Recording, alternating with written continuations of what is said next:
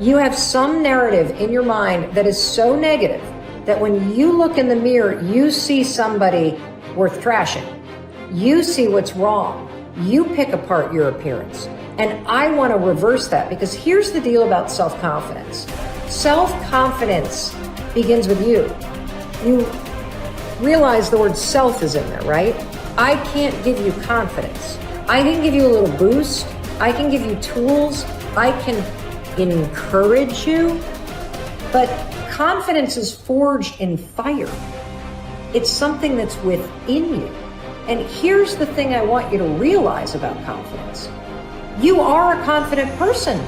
That's why you miss feeling that way. You can only miss what you know. You've just been blocked from the feeling of it. And wherever you are right now in your life, I'm telling you, confidence is in there. You just got to figure out how to tap into it. If you're holding on to something that does not serve you, you are making a terrible error. It's going to cause all kinds of problems. You may blame other people or other things. You may blame the situation. It's you are the cause of the problem. The man that told me to pick up this book and read it, Ray Stanford, he had a saying. He used to say to me, Bob, you're the only problem you'll ever have, and you're the only solution. I think it might have taken me 5 years to understand it. But I do understand it. And you know something? I am the only problem I'll ever have, and I am the only solution. Don't hold on to anything that is not serving you. Reject it. You know the beautiful part about having an inductive reasoning factor? That's the part that chooses thoughts. You can accept or reject. The beautiful part of your mind, you can accept or reject anything that comes into your world. Accept or reject it. It's a choice. Don't hold on to anything that is not serving you. If we play the victim role, then we are using our personal power to be helpless. If we decide to accept responsibility, then we don't waste time blaming somebody or something out there. Some people feel guilty for creating illness or poverty or problems. They choose to interpret responsibility as guilt. And some members of the media like to refer to it as New Age guilt. These people often feel guilty because they believe that they have failed in some way. However, they usually accept everything as a guilt trip in one way or another, because it's another way to make themselves wrong. And that is not what I'm talking about. If we can use our problems and illnesses as opportunities to think about how we can change our lives, we have power. Here's something I want you to keep in mind. Life is a fight for territory. And once you stop fighting for what you want, what you don't want will automatically take over. In the past, if you look at it, people have perceived themselves as victims of everything around them, victims of circumstances. And then we go, I'm sorry, life did not give me those wonderful things that other people have. And the simple reality is, no, if you have an issue, it's not the outside. This is what we've always, universe, give me something. We now know that our issues are internal. It's our own subconscious beliefs that we've been programmed with of disempowerment. Like when a child is growing up and getting its programs, so think of what things parents say. Oh, you don't deserve this. Who do you think you are? I mean, the parents didn't mean that for your whole life. They were trying to, goad you, needle you to make a change. So they would say these things. 95% of our life comes from those programs. So if you have disempowering beliefs about who you think you are, because you got them from other people, that's how you know who you are.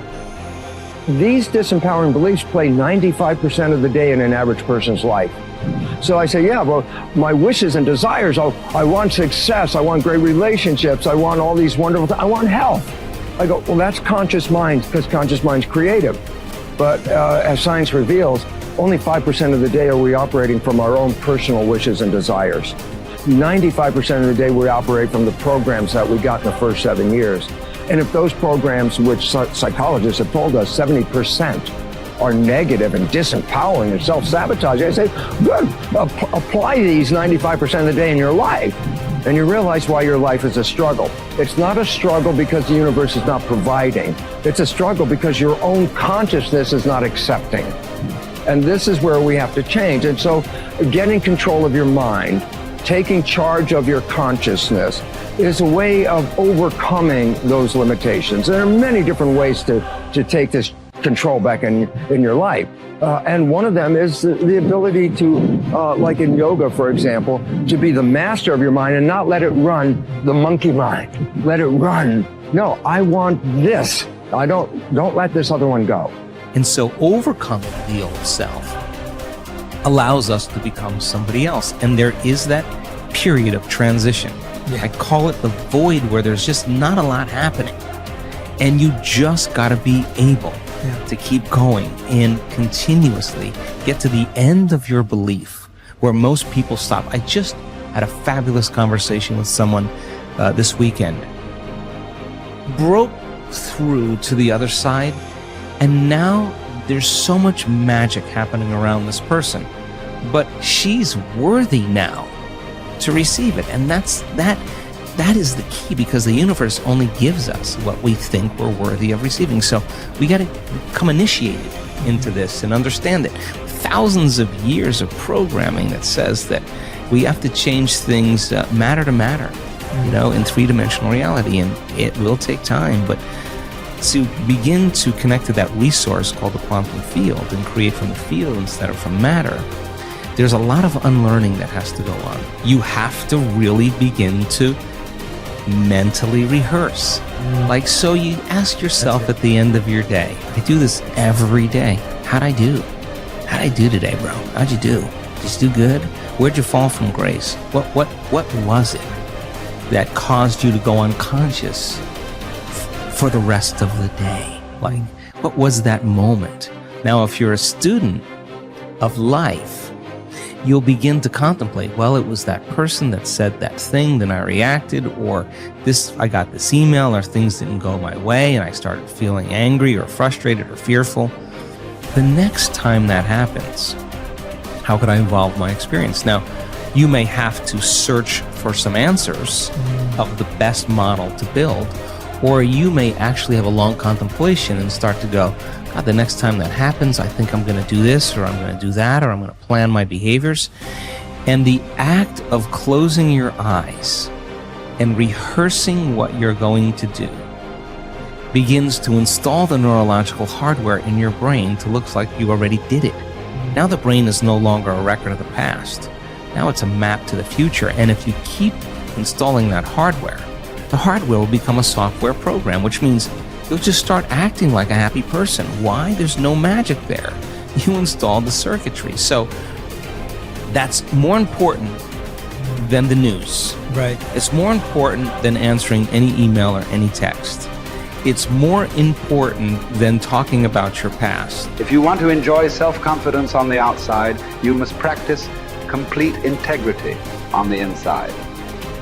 The foundation of self-confidence is for you to live your life consistent with your innermost values and principles, while thinking and acting in harmony with your highest aspirations. Men and women with the most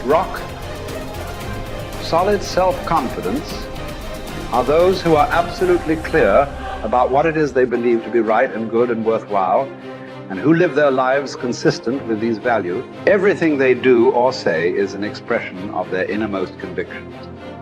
Your whole world can fall down around you, but as long as you know that you are doing the right thing, you will have a deep inner sense of calm that will manifest itself in an attitude of confidence and self-assurance in any situation. You will have many ups and downs in life, but what is most important is that you remain true to yourself. Your true values are only expressed in your actions, in what you do. You can tell what you truly believe by observing what you do in any situation in which you have to make a choice, especially when you are under stress and pulled in two directions at once, with opposing demands or responsibilities. This is when your true values are revealed. The action that you take in any given situation will tell you which of your values is uppermost or whether you have any values at all. It is not what you say, hope, wish, or intend, but only what you do that counts. Your choices and the actions you take tell you unerringly who you really are. You can develop within yourself a superb set of values by acting as though you already had those values. You can develop integrity and courage and compassion and confidence by behaving as though you already had these qualities. The more you act the part, especially when you demonstrate these qualities under stress or when you feel like doing or saying something else, the more rapidly these qualities become a permanent part of your mental makeup. The more you practice good values, the more rapidly you become a truly superior person. The keys to developing the unshakable self-confidence that will make everything else possible for you are self-control, self-mastery, and self-discipline.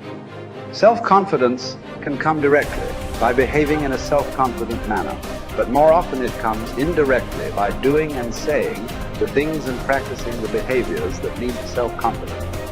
The most important self-development behavior is living consistently with your highest values at every opportunity